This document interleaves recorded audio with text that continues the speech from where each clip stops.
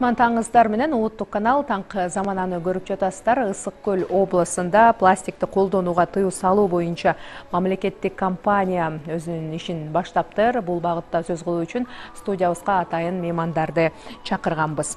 Укуктук камсыздоо бөлүмүнүн башчысы Жеңишбек Букаров студиябызда, Кутман таңыз менен биоресурстарды контролдоо бөлүмүнүн укук инспектору Эрлан Дамирбеков студиябызда. Кутман таңыздар менен алгач мына ошол компаниянын максатына токтолсок, Саламатсыздарбы? Саламатсызбы. Эми өзүңүздөр билгендей, бүгүнкү күндө Кыргызстанда айлана чөйрөнү коргоо артыкчылыктуу милдеттерин болуп саналат. Жана өлкө башчысындагы буга чоң маани берип жатканы бирден бир себептери. Эми тактап айтканда, өлкө башчыбыздын бир нече жарлыктары бар. Биз жаратылышты коргоо орган катары өзүбүздүн милдеттерибизди так жана эффективдүү атырганга бир нече мыйзамдарды иштеп чыктык. Аны атап кетсек, ушул 1-марттан баштап укук бузуулар кодексине күчүнө кирди. Жана өзүңүздөр айтып кеткендей, бул уже ошо жарлыктарда эң негизги бул Ысык көл областындагы ошо жарлык талаптар коюлганда. Жана эми айтып кетсем, бенде эң актуалдуу бүгүнкү күндө таштандылар болуп жатат. Ошолордо бүгүнкү полимердик пакеттерди тыюу салуу боюнча 2022 жылы өлкө башчыбыздын жарлыгы бар болчу. 2023 жылы уже күчүнө кирип, эми бүгүнкү күндө биз ушул жарлыкты так аткарууга 25 жылдын 1-мартынан баштап укук бузуулар кодексинде таштандыларды жана ошо полимердик пакеттердин бүт түрлөрүнө таштандыларга жана полимердик пакеттерге тыюу салынган боюнча мыйзам күчүнө кирди деп айтып кетсек болот. Эми өзүңүздөр билгендей, бүгүн жаратылышыбызды аябай коргоосок, ысык көлүбүз ушул ысык бермети болгон, ошону айланасында бүгүнкү күндө аябай оор маселе болуп жатат. Бул бойдон полимердик пакеттердин айланага жарандардын таштоосу жана ошол ишкерлик субъектилеринин иштесин камтыган учурларда көп болуп жатат. Азыркы учурда биз ошол Ысык көл областынын жарандарына жана ишкерлик субъектилерге кандай түрдө кайсы альтернатив түргө өтүшү боюнча түшүндүрүү иштери жүрүп жатат бизде азыркы учурда. Өткөн эле жумада биз ошо өзүбүздүн кызматкерлерибиз менен биргеликте Ысык көлгө барып, ошол жакта туристтик форум өттү. Жана ошол эле жергиликтүү өз алдынча башкаруу органдары менен, жарандар менен, ишкерлик субъектилер менен ушул мыйзамды түшүндүрүү иштери жүргүзүп, мындан ары кандай жумуш алып барылууда, кандай мыйзамдарды иштелип чыгууда, ошол так түрдө азыркы биздин кызматкерлер ушул иштерин жүргүзүп жатат десек болот. Жакшы, ушул рейд дагы жүргөн экен, укук бузуулар боюнча жана түшүндүрүү иштерине дагы токтолуп айтып берсеңиз. Жеңиш мырза айтып кеткендей, биз тараптан ошол укук бузуулар боюнча мыйзамдарга күч кирди. Жеке жактарга 3000 сом жана 10 000 сомго чейин айыптык чаралар каралган. Бүгүнкү күндө Ысык көл областында эки маселе актуалдуу болуп атат. Жана саркындуу суулар жана таштандылар болупчу. Саркындуу суулар боюнча президентибиз тарабынан 2022 жылы атайын жарлыгы чыккан. Конок үйлөр жана пансионаттар мыйзамдын талаптарына жооп берилбеген учурда иштетүүгө тыюу салуу боюнчачы. Мындан тышкары жогорку кеңеш тарабынан 2023 жылы мыйзам кабыл алынган жана полимер пленкасынан жасалган пакеттер, башкача айтканда пластик буюмдарынан жасалган бир жолу колдонуучу, орусча айтканда одноразовый идиштерге, баштыктарга тыюу салынган. Эгер аларды колдонгон учурда Кыргыз Республикасынын укук бузуулар кодексине ылайык жана айтып кеткендей 3000 сомдон 10 000 сомго чейин айып каралган. Аларга ордуна эмне колдонушат? Альтернатива катары биз тараптан жанагы кагаз эко-пакеттер, кагаз баштыктарды сунуш кылып атабыз. Кагаз баштыктын биякта Бишкек шаарында чыгарылган 2-3 фирмалар бар экен, алар менен да байланышып, алардын баасы бүгүнкү күндө жеткиликтүү экен. 1 сомдон баштап 66 сомго чейин экен. Ошол пакеттерге болгон баалар акысыз таратылабы дүкөндөргө же болбосо сатылабы, ушул да суроо жаратканда буга чейин Бул жагы кандай көзөмөлдөнүп? Ошол сатылуу боюнча Жеңиш мырза айтып кеткендей, жанагы 5-нен 7-сине чейин туристтик жана экологиялык маселелер боюнча форум өттү Ысык көлдө. Биз тараптан ошол түшүндүрүү иштерин жүргүзүп, мындан ары жана баштык колдонбогу, пластик буюмдарын колдонбоого, алар эко-пакет жанагы кагаз баштыктарга өтүүгө сунуш катары берип кеттик. 1 марттан 2025 жылдын 1 мартынан тартып жанагы биздин мыйзам күчүнө кирди. Мындан ары жоопкерчилик колдонгон учурлар катталса, жоопкерчилик каралуу боюнча түшүндүрүү иштерин жүргүздүк. Саркындуу суулар боюнча дагы мына айтып кетти, ошончо токтолуп кетсеңиз.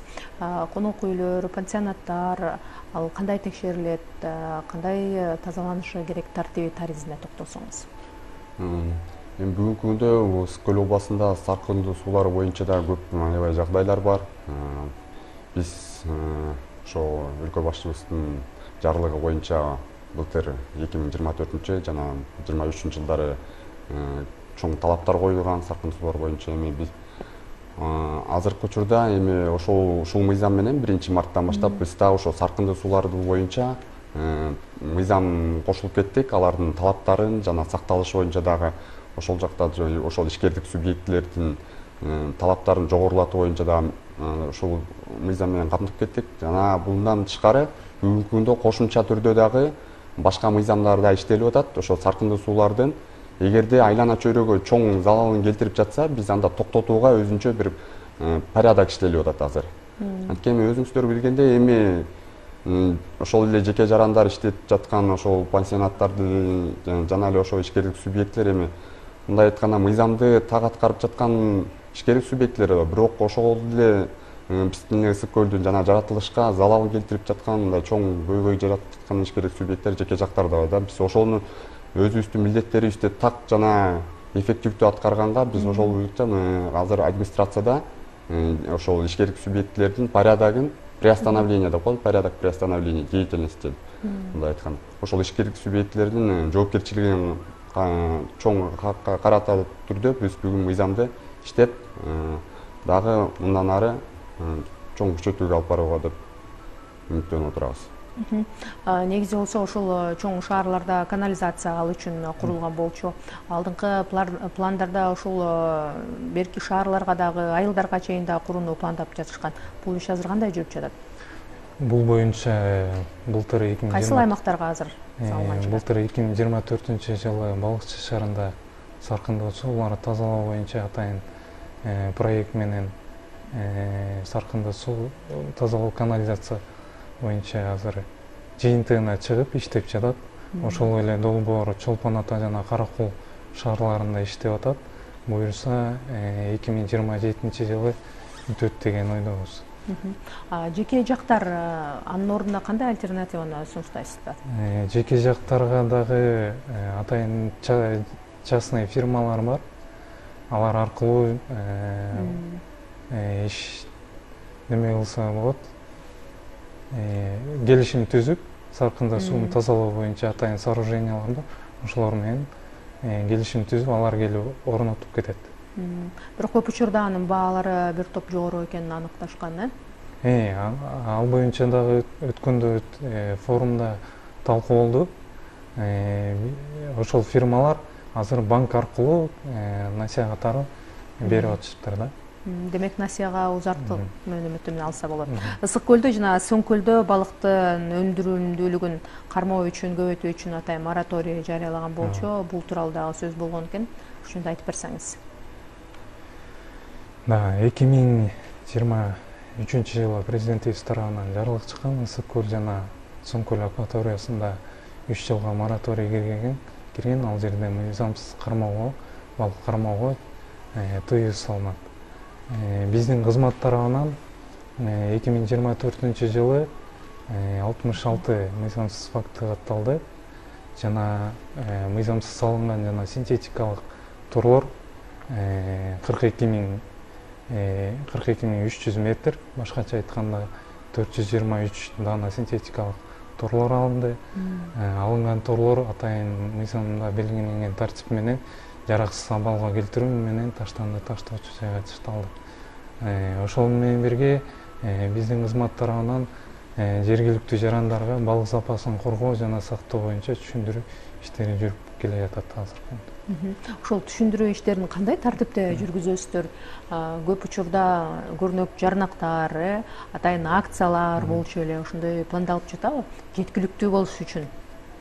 Эми бүгүнкү күндө биз өзүбүздүн министрликтер тарабынан атайын жана айтып кетпедик полимердик пакеттеринен азыркы учурда биз ошо массалык маалымат каражаттары жанагы эле ошол соцсеттер тарабынан биз өзүбүздүн ошо бүгүнкү күндө ошо даярдалды деп жатабыз. Эми полимердик пакеттерди өзүңүздөр билгендей жарандардын арасында дагы кээ бирөөлөрүнө талкуу жаратышы мүмкүн да, эмнеге токтотуш керек, эмнеге биз ошонун түшүндүрүү иштери катары эми азыр көбүнчө ошо массалык маалымат каражаттары эме болуп турат, ошо учурдан пайдаланып да биз дагы ошол жарандарга айтып кетели деп атабыз. Мына бул жана өткөн жумада биз туристтик сезон деп айтылып калды. Основном ошол форумда туристтик сезон биздин өлкөбүз дагы азыркы учурда мындай туристтик сезонду күчөтүү тарабында көптөгөн иштер жүрүп жатат. Бирок эң негизгиси бизге чет жарандардан каяктан ошол биздин берметибиз Ысык көлгө жаратылышка суктанып келип жатат да. Бирок ошол эле учурда азыр биз жаратылышыбыздагы ошол эле көйгөй жаратып жаткан таштандык, ошол полимер жана пластикалык буюмдар, абанын сапташ мындай айтканда смог. Ошолорду жоюу максатында биздин иш чара тарабынан көптөгөн жумуштар иштелип жатат азыр. Эми ошол учурдан пайдаланып ар бир жаран эми ушуну туура түшүнөт деп ойлойбуз. Анткени биздин жаратылышыбызды коргогонго биз эми өзүбүздүн четки мамлекеттен эмес, биз өзүбүздүн кийинки өзүбүз жарандар эс алууга дагы мүмкүн болбой калат да. Ошонун негизинде биздин аз тараптан ар бир мындай айтканда 27-жылга чейинки Кыргыз Республикасында биз жана айтып кетпедикпи башта эле 24-жылы, 23-жылы Ысык көл областында полимердик пакеттерге тыюу салынса, эми 27-жылы уже бардык Кыргыз Республикасында полимердик пластикаларга уже тыюу салынат да. Ошол мыйзам 27-жыл. Ошого карата биз 27-жылга чейин иш пландык түзүлөрдү даярдап койдук. Ошол эле видеороликтер, ошол эле соц тармактагы ошол эле жанагы полимердик пакеттердин кириш чыгышы, экспорт импорттардын ошо тыюу салуу боюнча азыр бизде көптөгөн иш чаралар дайындалып жатат. Буюрса биз ошолорду аткарууга толук түрдө. Мына бул мыйзам эми бүгүн эле эмес, кечээ эле форумда айтылгандай андай эмес, 3 жыл мурун эле кабыл алыныптыр да. Ошол 3 жыл мурун кандай жыйынтык бере алды? Кандай иштер аткарылды? Элдер көнүштүбү ошол нерсеге? Өткөндө рейдте мына социалдык тармактан да көрүп калдык, дагы деле полимерлик пакеттерге ээн эркин колдонуп жатканын көрүүгө болот. Буга чейин эми 2024-жылы 1-январдан тартып бул мыйзам күчүнө кирген да. Анан ага укуктук жактан административдик жоопкерчилик каралган. Бүгүнкү күндө 1-март 2025-жылдан баштап административдик жоопкерчилик каралган. Жана айтып кеткендей 3000 сомдон 10 000 сомго чейин айыптык чаралар каралган. Эгер кайра бир жолу айып салгандан кийин кайра дагы сатуу фактысы катталса, кайра дагы айыптык чаралар каралган.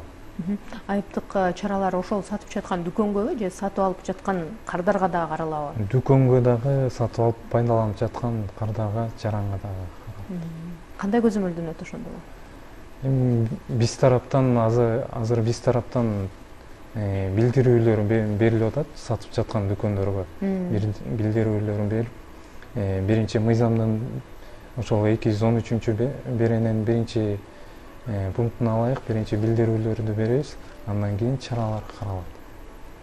Ошол эле учурда жанагы пляж, парка пляжная зона деп коет, ошол жерге кире бериштерге жана информационный плакаттарды коюп, жергиликтүү бийлик менен да өткөндө барганда сүйлөшүп келдик. Алар тараптан дагы ошо маалымат, информационный немелерди коюп атышат да.